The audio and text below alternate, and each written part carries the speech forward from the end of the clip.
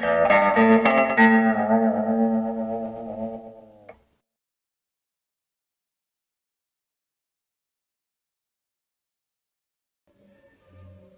Valentine's Day, Wah Wah. I just love you. I love how vocal you are when we play guitar together, and I love how you feel on my foot when I'm rocking you back and forth. Happy Valentine's Day. Alright, so this video is about a little mod that you can do to limit the travel on your treadle so that it's more like what you might be used to if you play a crybaby or a Vox wah or pretty much any other wah except for maybe the Maestro Boomerang. I had this clever idea a while back and I thought I'd share it, but before I do that I'm gonna tell a little bit of the history about this wah pedal here. So this is a vintage Colorsound wah wah, the inductor wah pedal. And so normally this treadle would open, it would pivot all the way down here, and this thing moves like 1.5 inches. But anyways, let me get back to the history of this thing. So when I had my website, somebody emailed me and said, "Hey, I have this old Colorsound wah pedal. Do you want it?" And I was like, "Yeah, sure." You know, they just had a gutted shell. So when they sent it to me, I had the bottom cover and the enclosure with the 2 jacks and nothing else. And so I went ahead and reverse engineered a Colorsound PCB that I saw on the internet and made up a PCB design and etched it and everything, and added a DC jack and 100 UF cap, so for power filtering if you're using a DC jack, just using a standard 100K linear alpha pot. I had an X-wing double pull double throw switch that I used for the bypass, which incidentally these were wired true bypass from the factory, which is pretty cool actually. And they're really interesting for the way that they actuate the pot. They have this little pivoting, I don't know what you call it, like a cam thing. It's pretty cool, and it's a very, very expressive wah, and I like it a lot. And recently I revisited this. I originally had it built on a piece of perf board, and I reverse engineered it. Well, actually, I didn't reverse engineer it a few days ago, but I etched a PCB because I just liked it better, and it also didn't have the battery holder, so I gotta have a Radio Shack battery holder in there. But anyways, to get to the point of the video now, I just came up with a very simple way to limit the travel on the heel down. I just took basically a broomstick, and I chopped it down. It's kind of hard to see, but it's right here, and I chopped it down and made it the length that I wanted it to be, that it needed to be, so that when I had it to a certain heel down position, you know, that would limit the heel down. And then see, if you notice, this has travel now that's much more like a regular wah.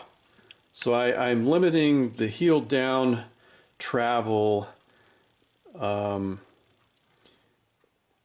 about 1/2 inch right here.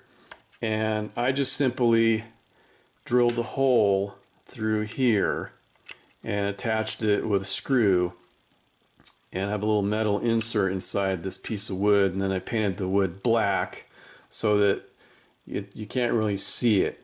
It's very not noticeable if it's just sitting there. So yeah, I thought that was pretty cool. And at first I was kind of reluctant to drill this hole in the enclosure because I didn't really want to, you know, change the looks of it or anything.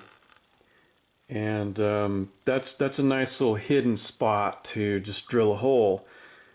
Even if this was like a actual vintage wah pedal, I still might consider doing this. I mean, if you drill a hole here, it's not really defacing the pedal any. I mean, you can't really see that. You know, nobody's gonna have it on their pedal board and go, "Oh, I wish that hole wasn't there." I mean, you don't even see it. And the nice thing too is if you know you don't like it, you just take this thing off, and you're back to your regular, you know, Colorsound wah with the really big movement of the treadle. But personally, I really like having this in place, and I also stuck a little rubber. You can't really see it here, but there's a little rubber, like what you would see on a boutique pedal, the little rubber feet on the bottom cover. I have one there too, so it gives it a little bit of a soft feel. And if you really press down on it, you get just a little more heel down if you want it. Next, I'm going to see if maybe I can make this so that it's something that, like a little thing, it just flips down. So like you can flip it down, you have normal Colorsound wah pedal travel, and then you flip it up and you have more like the Crybaby. But I really do like this one a lot. It's a very expressive vocal wah pedal. And in case you're wondering, these two transistors that I used, I just had them laying around for years, and I decided to maybe use them in this circuit. They're 2N3053s, and my perf board version had 2N3904s.